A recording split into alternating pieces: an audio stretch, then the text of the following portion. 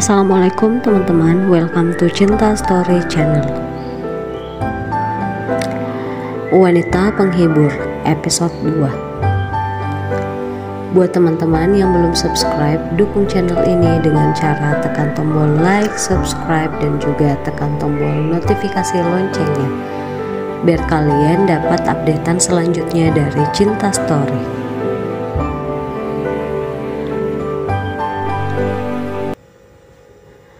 Alena membuka mata perlahan. Nampak sebuah kamar cukup mewah yang begitu asing baginya. Pakaiannya pun sudah terganti dengan sebuah piyama dan tubuhnya ditutupi selimut. Di mana aku? Ini juga bukan bajuku. Sontak Alena merasa terkejut dan bangkit. Dia langsung berdiri hendak keluar dari sana. Tapi Adrian tiba-tiba masuk dengan membawa secangkir teh hangat. Syukurlah, kamu sudah sadar. Kamu mau kemana? Tanya Adrian lalu meletakkan cangkir tersebut di atas nakas. Kamu siapa? Kenapa kamu bawa aku ke sini? Kamu pasti berniat jahat sama aku kan? Ucap Lena tanpa menjawab pertanyaan Adrian. Dia merasa cukup panik karena berada di kamar pria yang tidak dia kenali sama sekali. Tenang dulu, kamu tadi pingsan di jalanan. Aku tidak berniat apapun. Aku hanya mau menolong kamu. Aku tidak mungkin membiarkan kamu pingsan kehujanan di jalanan, jawab Adrian dengan tenang. Alena kemudian menunduk, melihat bajunya yang sudah terganti. Entah itu memakai baju siapa, dan siapa yang berani menggantikan bajunya. Kalau kamu memang gak melakukan apapun, terus ini apa? Bajuku mana? Kenapa aku tiba-tiba pakai baju ini? Jangan-jangan kamu sudah lihat tubuhku ya? Atau kamu sudah melakukan hal aneh padaku? Ih, protes Alena kesal sambil terus mengusap tubuhnya karena merasa jijik. Pikiranmu itu yang aneh. Pakaianmu tadi digantikan sama pembantu di sini. Itu baju teman wanitaku. Lagian, aku juga tidak berselera dengan tubuhmu itu. Tidak ada sedikit seksinya sama sekali. Oh ya, lebih baik kamu minum teh itu supaya perasaanmu jadi hangat. Teman wanita, dia pasti bukan pria yang baik. Bagaimana mungkin seorang wanita nginap di rumahnya dan meninggalkan bajunya di sini? Ucap Alena dalam hati sambil mengerutkan keningnya melihat wajah Adrian. Ada apa lagi? Duduklah, minum teh dulu. Setelah itu kamu istirahat. Adrian memegang kedua pundak Alena dan mendudukkannya di tepi kasur, lalu memberikan secangkir teh tersebut. Tiba-tiba Alena teringat bahwa dia hanya pamit sebentar pada ibunya untuk meminta uang pada ayahnya. Tapi bukan uang yang dia dapatkan, melainkan cambukan berkali-kali hingga sekujur tubuhnya terasa perih. Siapapun kamu, aku mohon, biarkan aku pergi sekarang. Ibuku sedang sakit. Aku harus di sana menemani dia. Aku takut dia kenapa-kenapa. Pinta Alena cemas. Adrian menatap mata Alena dengan dalam. Dia sadar tak ada kebohongan di wajah gadis polos itu. Kalau memang ibu kamu sakit, Kenapa kamu keluyuran malam-malam begini? Tanya Adrian yang merasa sedikit heran dan penasaran.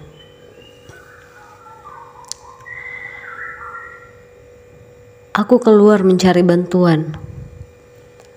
Sudahlah, nanti kalau kita bertemu lagi, aku akan ceritakan semuanya. Kalau memang itu penting buat kamu. Aku hanya harus pulang sekarang. Alena kembali berdiri dan berjalan hendak keluar dari kamar tersebut. Tunggu, aku antar kamu saja, pinta Adrian. Tidak perlu, sepedaku ada kan? Di luar juga sepertinya sudah tidak hujan. Aku pulang naik sepeda saja. Aku tidak mau ibuku jadi bertanya-tanya kalau aku diantar dengan pria. Oh iya, terima kasih sudah menolong aku. Tapi semoga saja kita tidak bertemu lagi, ucap Alena yang langsung keluar dari kamar tersebut. Sementara Adrian hanya diam saja. Dia tidak ingin memaksa untuk mengantar Alena. Tapi entah kenapa dia berharap bisa bertemu lagi dengan Alena. Gadis yang bahkan namanya saja dia tidak tahu. Tapi paras Alena dan sikap Alena yang membuatnya semakin merasa penasaran. Aku justru berharap kita bisa bertemu lagi, ucapnya.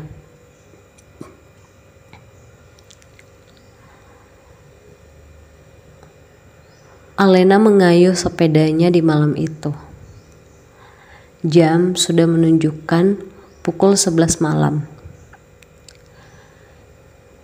Ibunya yang bernama Bu Rianti merasa sangat cemas karena puterinya satu-satunya tak kunjung datang. Dia terus berdiri di pintu sambil terus terbatuk dan tangannya mengepal di dadanya. Beberapa saat kemudian Alena pun datang dan memarkir sepedanya. Kamu dari mana saja, nak? Ucap Bu Rianti yang merasa lemas. Bu, ibu baik-baik aja kan? Maafin Alena, Bu.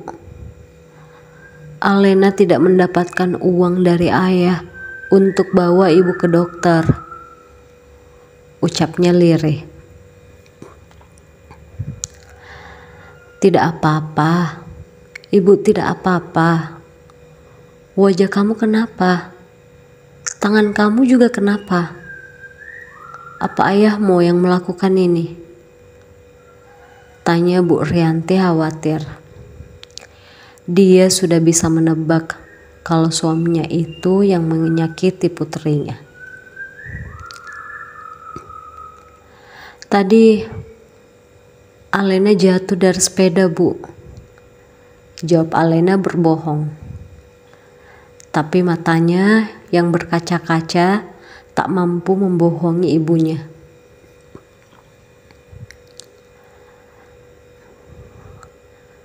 Ibu tahu, kamu tidak perlu membohongi ibu, nak. Ibu akan ketemu sama ayahmu itu. Dia boleh menyakiti ibu, tapi dia tidak boleh menyakiti putriku. Bu Rianti merasa sangat terluka dan emosi. Air matanya mulai menetes karena merasa sakit hati. Hingga batuknya pun semakin parah dan mengeluarkan darah.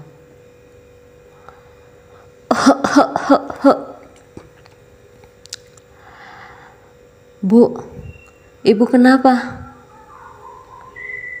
Ibu batuk darah lagi. Maafin Alena, Bu. Mulai sekarang, aku tidak akan berurusan dengan ayahku lagi. ataupun keluarga itu. Kita harus ke dokter sekarang, Bu. Alena ikut menangis, memikirkan nasibnya dan juga nasib ibunya. Tidak usah, Lena. Batuknya pun semakin parah saja. Dan juga tubuh Bu Rianti yang merasa semakin tak bertenaga. Dia hampir saja terjatuh.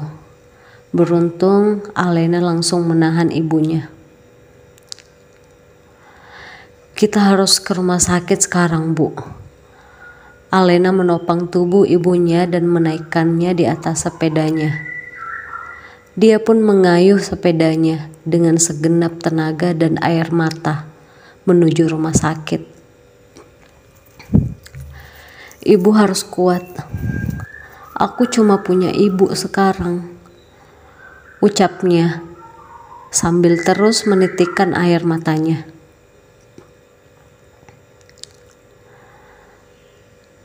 Sesampainya di rumah sakit, Bu Rianti langsung dibawa masuk ke dalam ruang pemeriksaan. Bisa selesaikan administrasinya di sebelah sana, Mbak, pinta salah seorang perawat. Setelah keluar dari ruangan tersebut, sementara Bu Rianti di dalam sana sedang diperiksa oleh dokter spesialis penyakit dalam.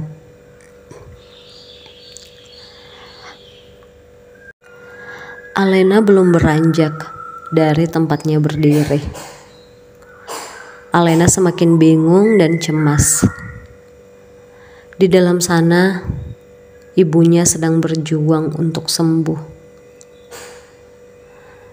Sementara dirinya merasa kebingungan mencari uang untuk biaya pengobatan ibunya. Apalagi di tengah malam seperti ini. Sus, tunggu, pinta Alena yang menghentikan langkah perawat tersebut. Iya, ada apa, Mbak? Gini, apa ada kompensasi? Maksud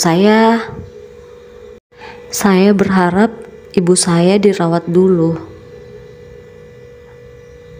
Lakukan semua pemeriksaan dan pengobatan agar ibu saya segera sembuh. Tapi saya tidak punya uang sekarang. Apa ada keringanan? Saya janji akan membayarnya secepatnya, pinta Alena. Iya, pihak rumah sakit memberikan waktu 3-10 hari untuk melunasi seluruh biayanya. Mbak tenang saja, jawabnya.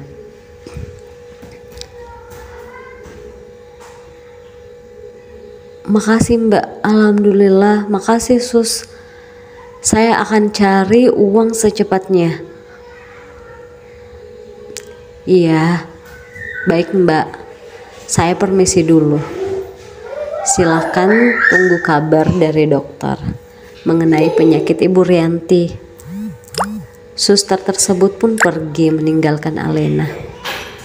Alena bernafas lega, walaupun dia masih belum tahu bagaimana mendapatkan uang secepat itu. Tapi setidaknya dia masih diberikan waktu untuk melunasinya. Dia berharap akan segera mendapatkan pinjaman atau pekerjaan. Bukan hanya untuk biaya rumah sakit, tapi dia juga membutuhkan biaya untuk kebutuhan hari-harinya. Karena dia sudah berjanji tidak akan meminta uang pada ayahnya lagi.